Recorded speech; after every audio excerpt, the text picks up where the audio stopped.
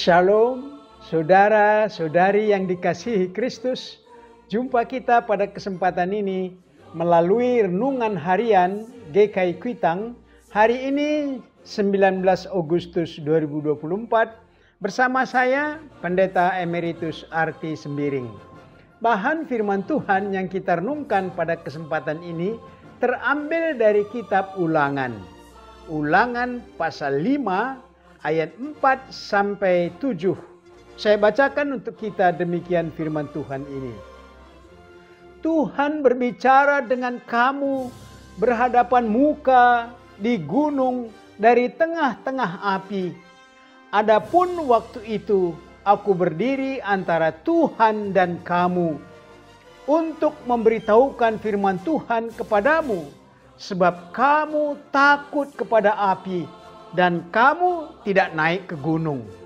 Ia berfirman, Akulah Tuhan Allahmu yang membawa engkau keluar dari tanah Mesir, dari tempat perbudakan. Jangan ada padamu ilah lain di hadapanku. Demikian firman Tuhan. Berbahagialah kita yang mendengarkan firman Tuhan dan yang tekun melaksanakannya.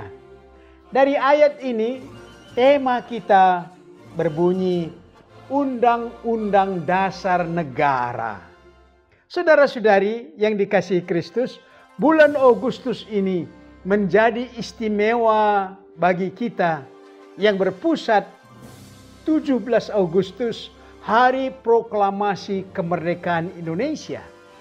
Sebelum merdeka, dua penjajahan kita hadapi, yaitu kolonial Belanda yang direbut oleh Jepang dan berlanjut dalam penjajahan.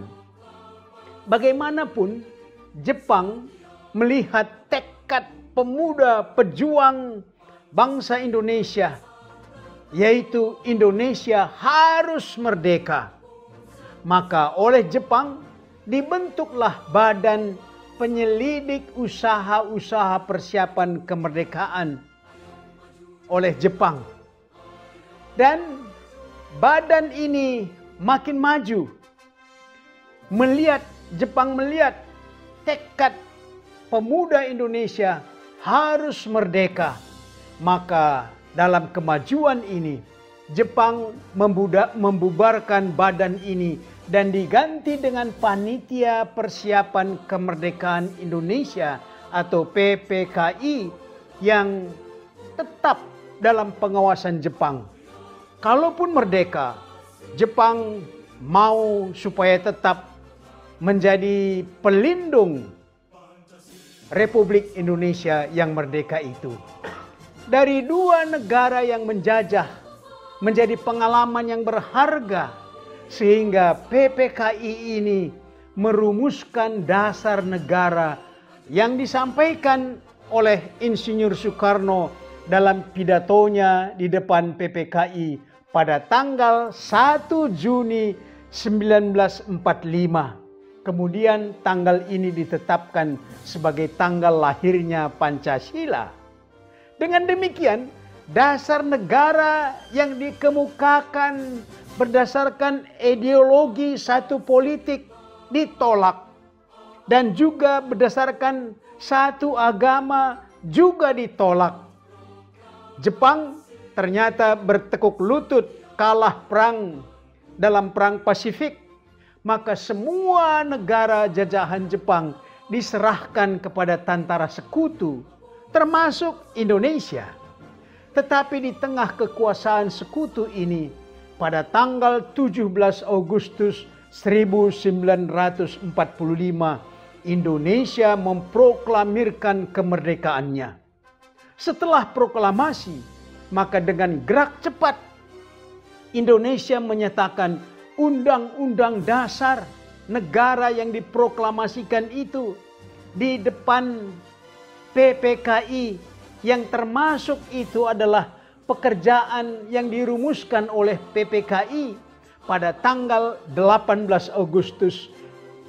Lalu itu menjadi sah Undang-Undang Dasar Republik Indonesia yang sudah diproklamasikan 17 Agustus.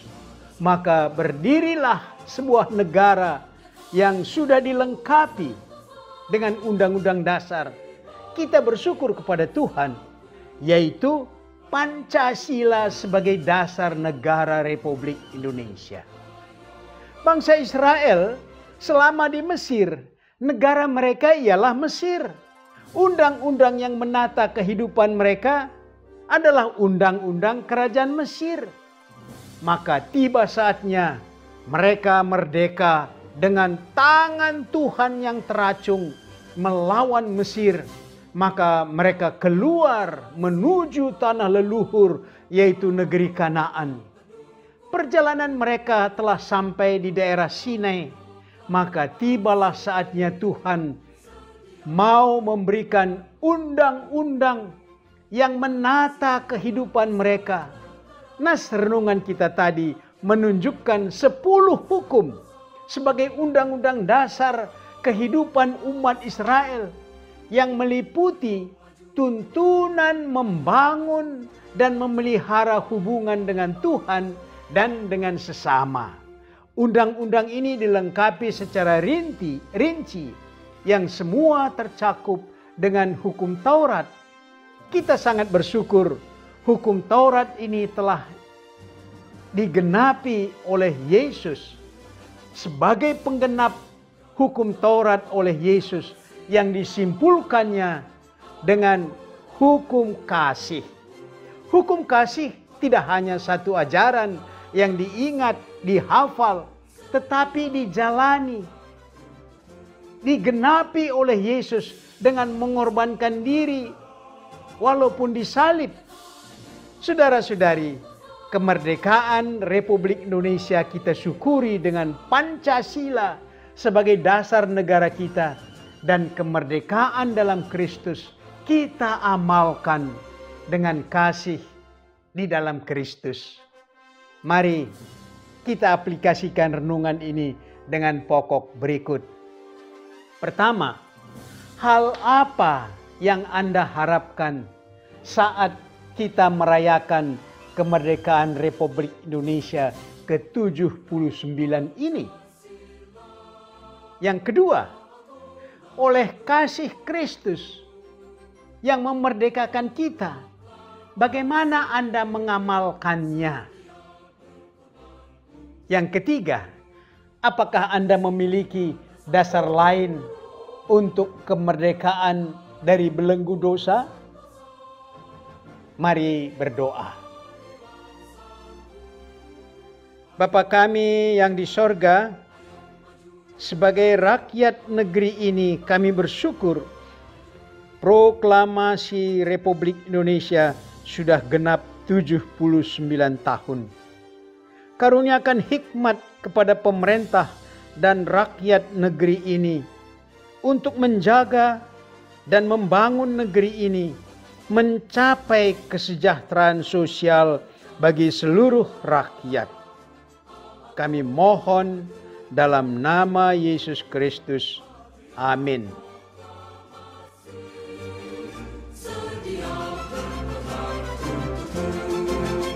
Pancasila.